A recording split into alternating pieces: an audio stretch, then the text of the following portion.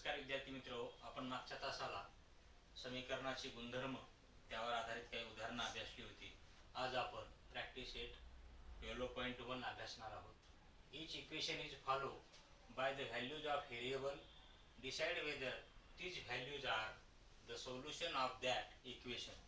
दिलेल्या समीकरणासाठी चलाच्या ज्या काही किमती दिलेल्या आहेत त्या समीकरणाच्या उकले आहेत किंवा नाही हे आपल्याला शोधायचं आहे किंवा काढायचं आहे. आपल्याला दिलेलं समीकरण आहे x - 4 = 3. चलाची किंमत आहे, व्हेरिएबलची किंमत आहे x -1, 7 and -7. अशा तीन किमती वेगवेगळ्या दिलेल्या आहेत. प्रत्येक किंमत आपल्याला सोल्युशन आहे किंवा नाही हे शोधायचं आहे. समीकरणाची उकल आहे किंवा नाही ते शोधायचं आहे.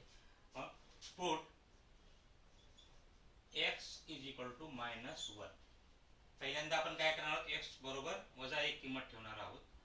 x - 4 = 3. आता ही समीकरणाची डावी बाजू आपण मागेच अभ्यासलेला आहे. ही समीकरणाची उजवी बाजू म्हणजेच left hand side is equal right hand side. म्हणून आपण x बरोबर वजा किंमत ठेवणार आहोत. म्हणून -1 - 4.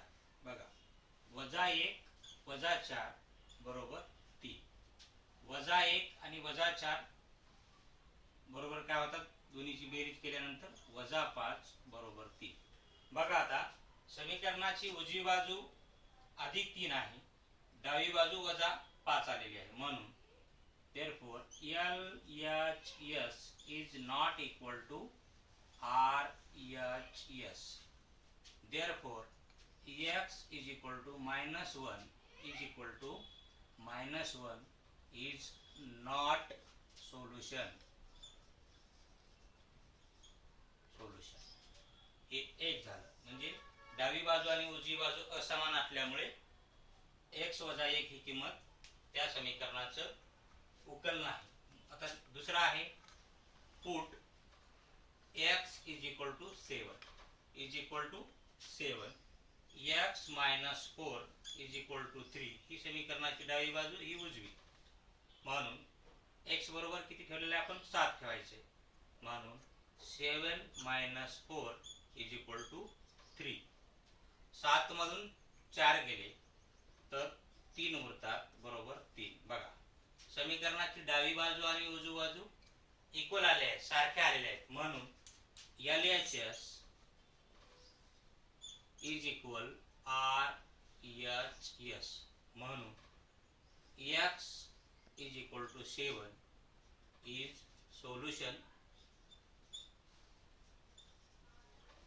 ही किंमत कशी आहे, सोल्युशन आहे. Number 3, x = -7. Put x = -7. समीकरण काय, x - 4 = 3. -7 - 4 = 3. मग -7 - 4 -11 = 3. LHS = RHS आहे का, तर नॉट इक्वल टू, म्हणजे डावी बाजू बरोबर उजवी बाजू नाही. म्हणून therefore x = -7 is not solution. अशा वेगवेगळ्या किमती ठेवून आपल्याला उदाहरणं सोडवायची आहेत. त्यामध्ये x बरोबर 7 ही किंमत या समीकरणाची उकल आहे. बाकी